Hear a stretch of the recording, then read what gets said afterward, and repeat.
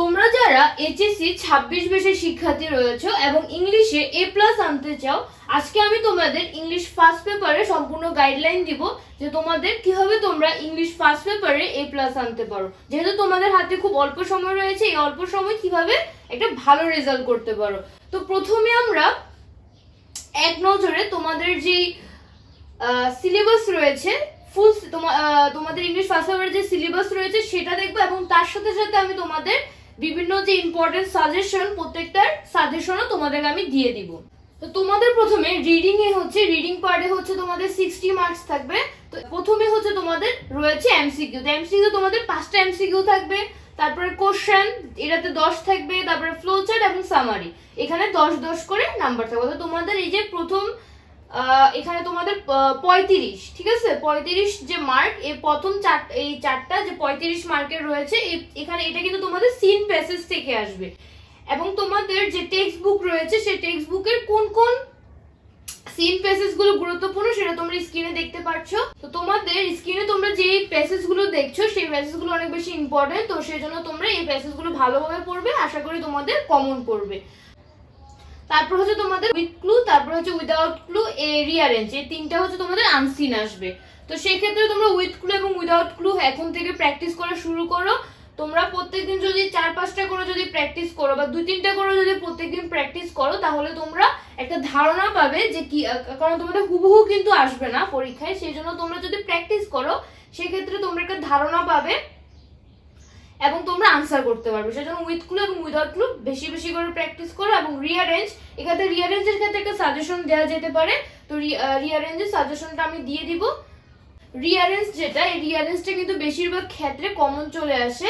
এছাড়া রিঅ্যারেঞ্জ যদি কোনো ব্যক্তির জীবনে নিয়ে আসে সেক্ষেত্রে তোমরা একটা সিকোয়েন্স মেনটেন করতে হবে। যেমন প্রথমে তার জন্ম, তারপরে হচ্ছে তার হয়তো শিক্ষা জীবন, তারপরে হচ্ছে তার কর্মজীবন, তারপরে হচ্ছে এছাড়া আরো তার যে বিভিন্ন কাজ, এই জিনিসগুলো এভাবে একটা সিকোয়েন্স মেনটেন করতে হয় যদি তোমাদের কোনো জীবনী সম্পর্কে আসে।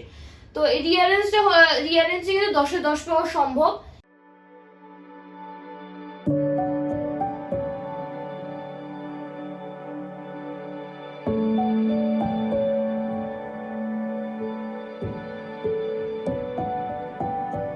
তোমাদের রিডিং পার্টে তোমরা রিডিং পার্টের যে তোমাদের 60 মার্কস, এখানে তোমরা এগুলো ভালোভাবে করো, কারণ তোমাদের এখানে কিন্তু তোমরা ফুল মার্কস পেতে পারো। জন্য এই রিডিং পার্টের যে 60 মার্কস এটা খুবই গুরুত্বপূর্ণ। যে এমসিকিউ রয়েছে সেই এমসিকিউ তে কিন্তু তোমরা ফুল মার্কস পেতে পারো। তো আমরা ধরলাম যে তুমি এমসিকিউ তে তোমার এমসিকিউ 5টাই হয়েছে, তো 5টার মধ্যে তুমি 5 মার্কস পাবে।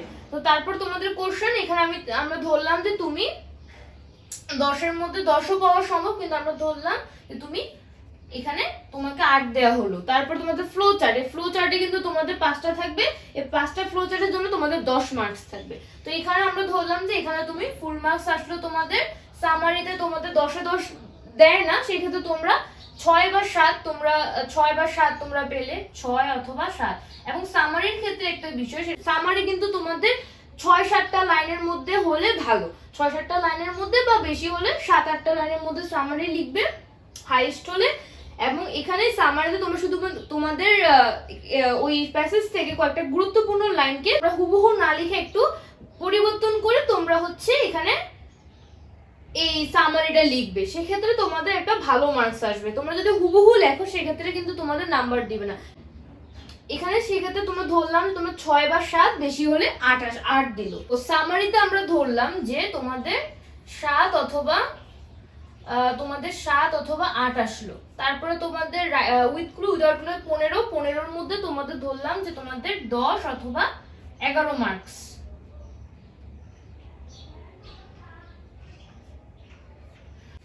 আর তোমাদের যে রিঅ্যারেঞ্জ, সেই রিঅ্যারেঞ্জে হচ্ছে তোমাদের 10-এ 10ই আসলো। এখানে 5, এখানে 8, 10, তারপরে এখানে আমরা 8 ধরলাম, এখানে তোমাদের 11 ধরলাম, 11 আসলো, তারপরে এখানে 10।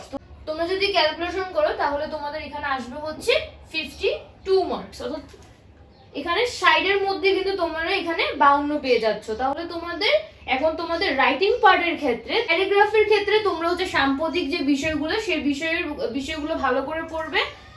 এবং তোমাদের প্যারাগ্রাফের জন্য তোমাদের কিছু সাজেশন আমি দিয়ে দিব, আশা করি তোমরা স্ক্রিনে দেখতে পাচ্ছ।